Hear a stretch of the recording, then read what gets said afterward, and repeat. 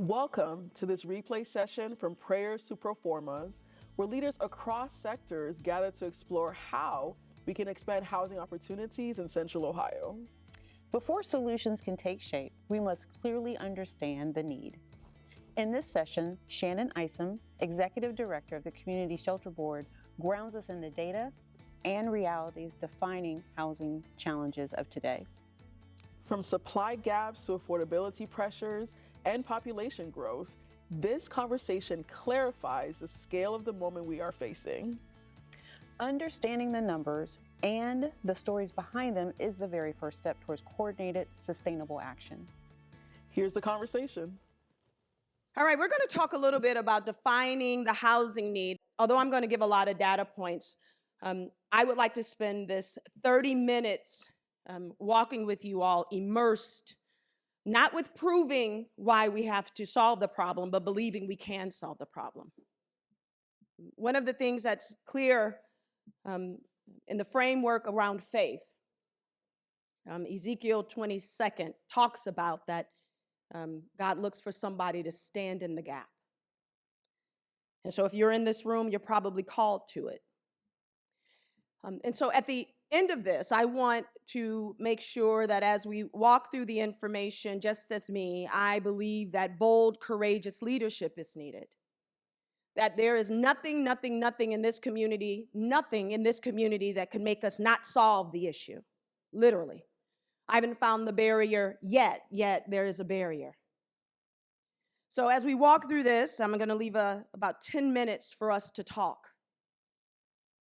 I would love for anyone to come forward and say, what are we missing?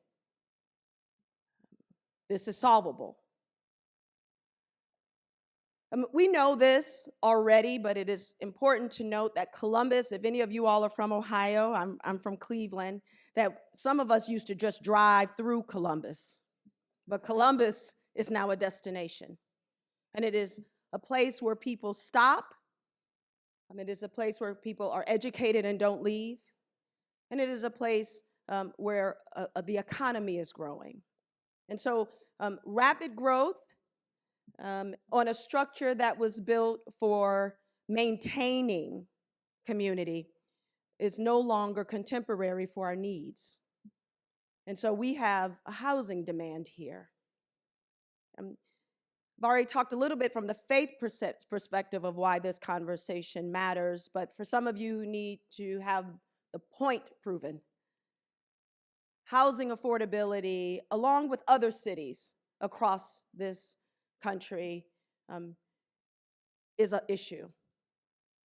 And there are more households than ever disrupted that are living in instability, not homelessness, but instability. And this regional growth that we have is putting pressure on our supply and our affordability. And it makes us face a structural housing imbalance that intensifies the need to coordinate. For some of you all, I just want to tell you where I'm at. This is another symptom of the structures of poverty. And so now we're talking about housing. So the underbuilding of housing, we know that. Because not because it's anyone's fault, but one of the issues that we've forgotten that is connected to this is that housing caught cancer. You all remember that across this entire country. And it never got well. It never got well. And so because of that, and coupled with the fact that we just have a growing city, it has made that undergirding of housing no longer viable for our needs today. And so you'll see this, that supply is just not keeping up with pace. For every 100 households, here we are just not having enough. Although that says 2020, 96 is a projection, we're already there. And we will continue to not be able to keep pace without a solution around housing. Job growth, I've heard it said, housing is where jobs go or live. And so our regional needs is that we need a home for every run job. But currently, we're building one home for every 2.5 jobs, meaning that there's tighter vacancy and because housing has been commodified, rising rents. by the way, when you add those two things together, it equals homelessness. It just equals homelessness. So I'm hoping that when we have this conversation at the end, no one then walks out thinking that someone wants to be homeless, because I get that question often. No one wants to be homeless. You get used to being homeless, but no one seeks that. The rent growth has continued to accelerate. We had a third party come in and they reviewed our system. And they were supposed to stay about 18 months. They stayed close to 2 years. And what they found is that while the rest of the country is cooling off with the increases of rent, we have not. And that we are still projecting to grow. That makes for an affordability gap, and you all know this, but I don't know if you have the number for it. Columbus folks need to make $27.79 an hour. If any of you are in charge of HR, if any of you know folks that make less than that, they're struggling. We have some of these people that are making $18, $19 an hour. We have those people where? In our shelter. There's a deep shortage of deeply affordable housing. That ELI stands for extremely low income renters. What's that? What they say, the AMI, the average medium income below 30%. Well, what is that, Shannon? About $21,000, 28, $22,000, actually $21,700, and you'll see that. So we have only about 40 affordable homes for those folk. And they are majoritively severe rent burdened. Again, just to ground us, severe rent burden means that you are spending over 50% of your income, for some 70% of your income on just rent. So here's the continuum. I show this everywhere I go. Why? A couple reasons. The first is that when I came into this community 3 years ago, when they were telling me to fix the homelessness housing problem, and I couldn't kind of figure out what that looked like. I understood it, but I didn't know what it looked like. So I asked, do we visually have what we are calling the stock, the ecosystem, our portfolio of housing, and what does that mean? So we looked around to many other cities. I think we got this from Milwaukee, but all cities have this, big cities have this. And what it shows is not only that the diversity of housing, but it also shows you the continuum of how people move through housing. And so before you say, oh, I'm in this part of the housing, I would tell you that if you went to college, you used supportive housing. If you were a veteran, if you were in military, you used transitional housing and supportive housing. I think it's important for us to see ourselves so that we're not making a prototype of what homelessness is. This housing continuum is ours, that all of us use and depend on.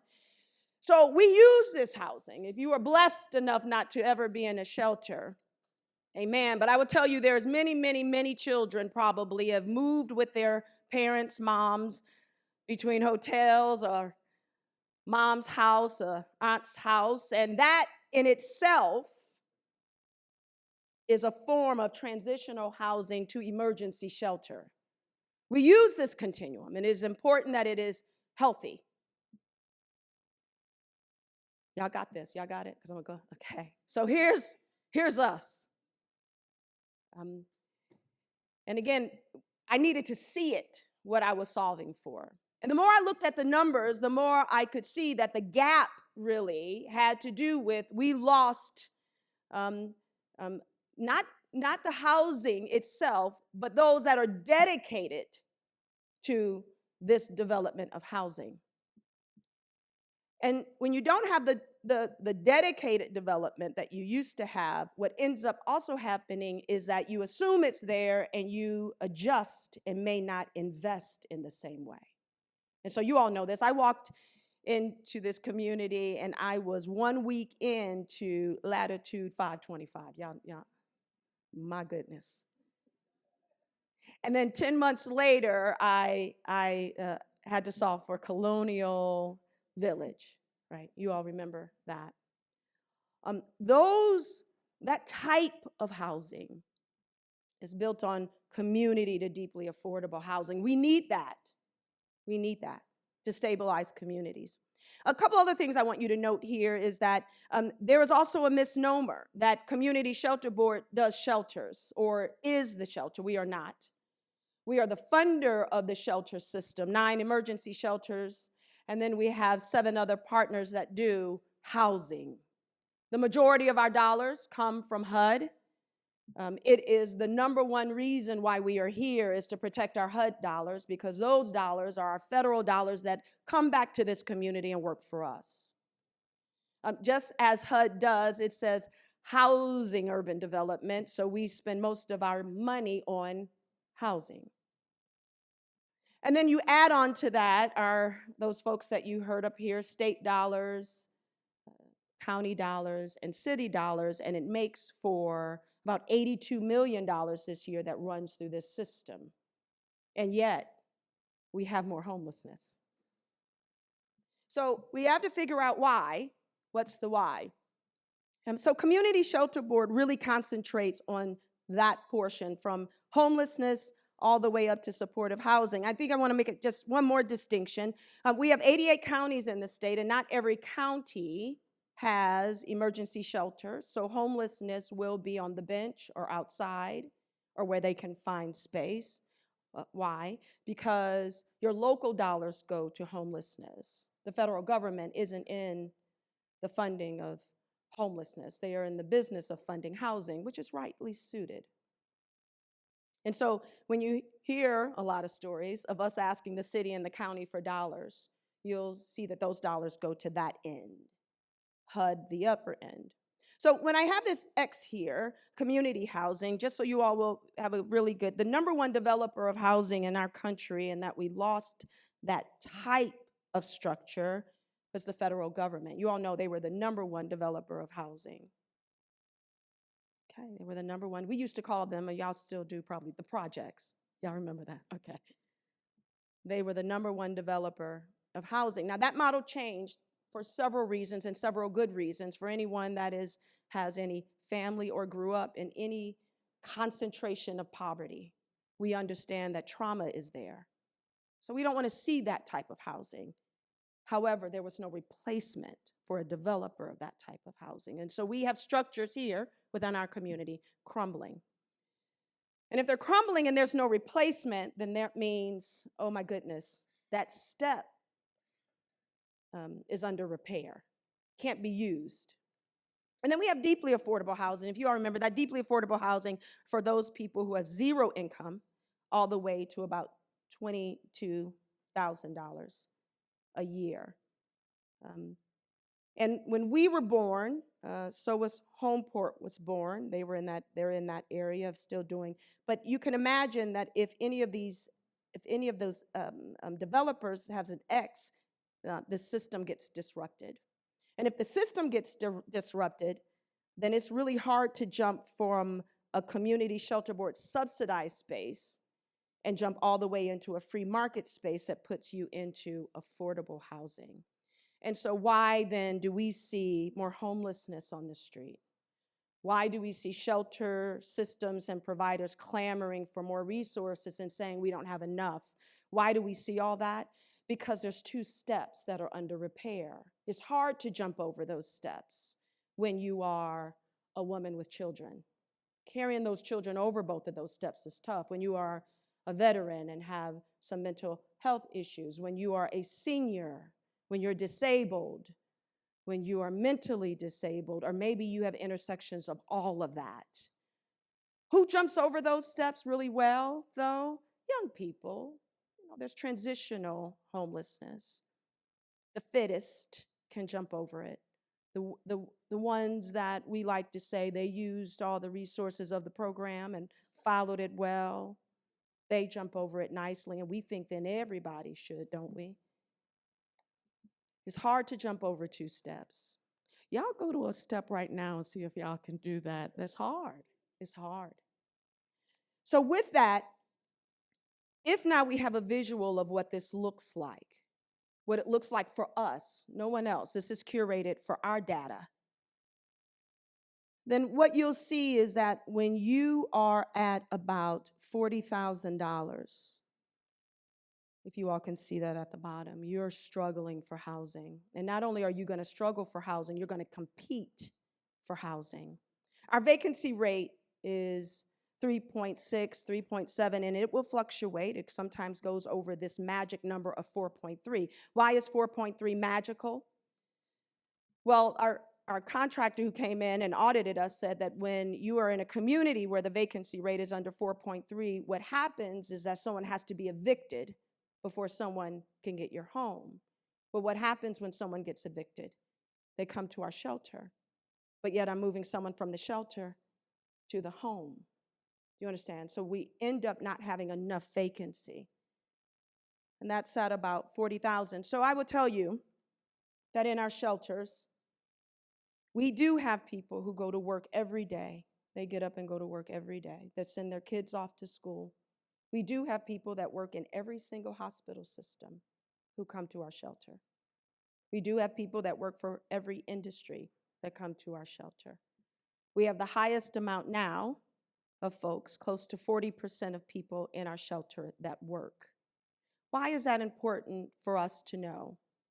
It is important because the original reason and why homelessness shelter and this housing continuum was built was never to replace housing. Never. Homeless shelters cannot give the right resources, although we want more there, right? We want them to have case managers, social workers, education, health care, workforce, get a degree. We want all that in a shelter. It was never made for that. And I'm hoping that when you see this visual, that I hope is now imprinted, that what you see, what we really need is more housing. More housing. Now, many folks may say, okay, well, and I've had this conversation, even with some of our publics, to say, hi, do we need more shelters? And I think that this community thought that for a moment. And I think that at one point that was a right answer. No more. We need to have a default that people should actually skip over our shelter. People should have housing. One other number before I go here to this slide. Right now, this community subsidizes every shelter bed per year at little over $24,000. Now, you all do the math. You know I can put someone in housing if I had enough housing, and they would be stabilized. We have 250 kids every single solitary night, on average, at Van Buren. The largest shelter in the country, by the way, is right here in Central Ohio. That's not a good stat. In the winter, it gets up to 840 people. So when I say we need more housing, it's not a wish, it is a must. Pipeline into homelessness. Here are the drivers. Housing loss is that we see most of our constituents, of our elders, are being displaced by far the most. And our elders we define at 62 and over. And they're being displaced because they've done nothing wrong, but because rents are high and income becomes disrupted while they're trying to keep up with the pace of rent. We know that we can't move them straight into housing because we don't have enough deeply affordable housing, so they end up bouncing through and then eventually coming to the shelter, and then we have limited options to rehouse them rapidly because there's not enough deeply affordable housing. This impact means that we have longer shelter stays. Within this community, in the last 5 years, we have gone from 27 days as an average length of stay in a shelter to now we're at 111 days. Longer shelter stays because, again, lack of housing. There's slower exits, there's increased demand. What we do know is that if we prevent people from leaving their home, but if you have to leave your home, I divert you from coming into my shelter, that you just do better. You do better, and we economically do better. And so we need to have more prevention and diversion. Right now, it's about 4% of my overall $80 million budget. And then system-wide results, that we know this, that I just talked about it. There's just growing capacity and pressure along the system. A couple stats I want you also to know, just as I mentioned before, 48% enter with no shelter, with no income, but you all know that that also means that 52% then have income that enter into the shelter. That's the average monthly income for our families, $1,000. Our average family has 3 children, a little less than that now, but 3 children, and then it's costs that much for rent for 2 to 3 bedrooms. You see the gap, you see the delta. Single adults, which are mostly made up of men, 50% enter with no income, which means 50% enter with income. Average monthly income, $750. And again, average rent here, you see the gap, the delta. And we have, and still, high levels of eviction. It increases every year, and we also have not necessarily evictions, but set outs, so your things are thrown out. That's continuing to increase, one of the drivers into our shelter. And then here are where our evictions are the most concentrated. 60% of our evictions occur in 8 zip codes, and then I'm gonna tell you all a little secret. I'm also looking at which apartments those are as well. Okay, that'll be coming soon. Okay, so we need regional coordination. And I've tried to change the language that this is no longer a Columbus issue. This is a Franklin County, Central Ohio issue. We do have parts of our county that are porous. There's about 15% of exchange between any part of our county that comes in and uses our system. It stays very steady. It has not increased over time. I've looked at that because sometimes we can think that others are using our resources. They are not. And we have the same exchange with other counties. Why would you see that exchange? Well, people come where there's resources. People come back home where there's familiarity, but also there is intimate partner violence where people must leave the county. So we'll see that. It's negligible and it's about normal. So with this regional coordination, as we did another map, it's not in here, but we looked. There's not one single solitary city, not one, New Albany included, that we're not taking care of someone that is in abject homelessness, not one. So this is a regional issue, not a city issue. So the housing affordability intersects, we know this. We have to plan. There's economic development. We lose dollars when we believe that this is a shelter issue and that it is burgeoning and intersecting with our health system. We need our housing market to operate on a regional basis. We have, in the next 20 years, most of our homes were built in 1950. In the next 20 years, we're going to have 100-plus year homes coming soon. What does that mean? How do we invest and how do we stabilize?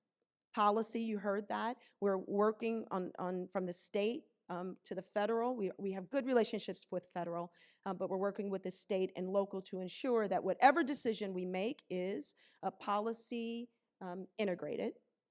And that we know that our response can no longer be siloed, and we're part of all these systems: education system, health system, planning, economic development. And the more that we do that, the greater the impact, the greater coordination of strategy.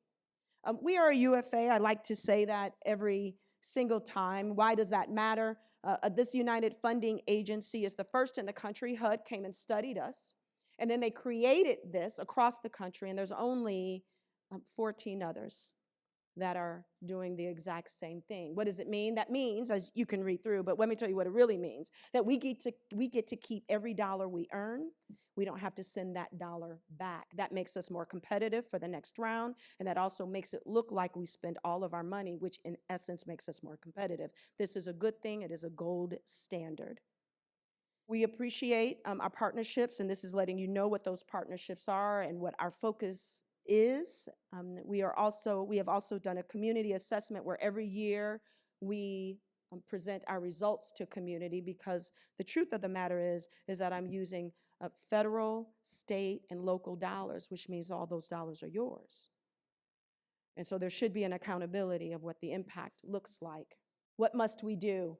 You all can read what we must do. You all know this, but I will tell you even more so, what we really must do is form procedures, practices that we can try. The system is tight, and it doesn't allow you to innovate, and it doesn't allow you to create and try something different. We are in a tough situation. I've been said, well, I've been told, well, Shannon, what if you fail? We're already failing. We're already failing. And so why not try?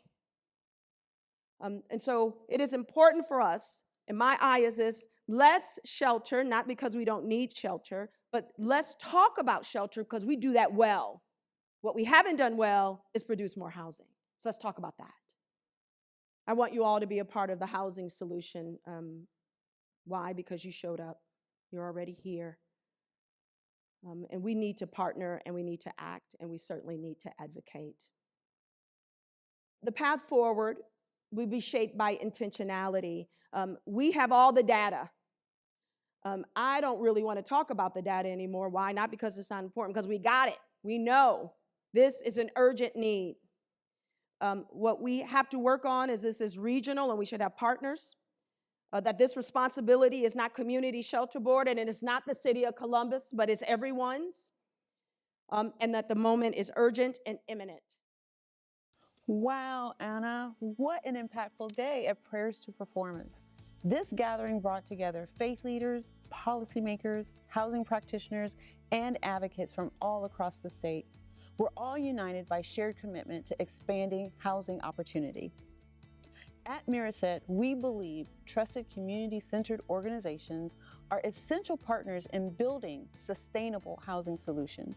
This event was a powerful reminder that collaboration, not isolation, is how we move from vision into action. On behalf of AHACO, thank you to our speakers, sponsors, and partners who made this convening possible. It is our sincere hope that Prayers to Performers sparked meaningful connections, clarified next steps, and strengthened the collective work ahead. We invite you to explore the other sessions from this series, proudly sponsored by Miraset Development Corporation, and continue engaging in the conversations shaping housing across our region. Thank you for joining us.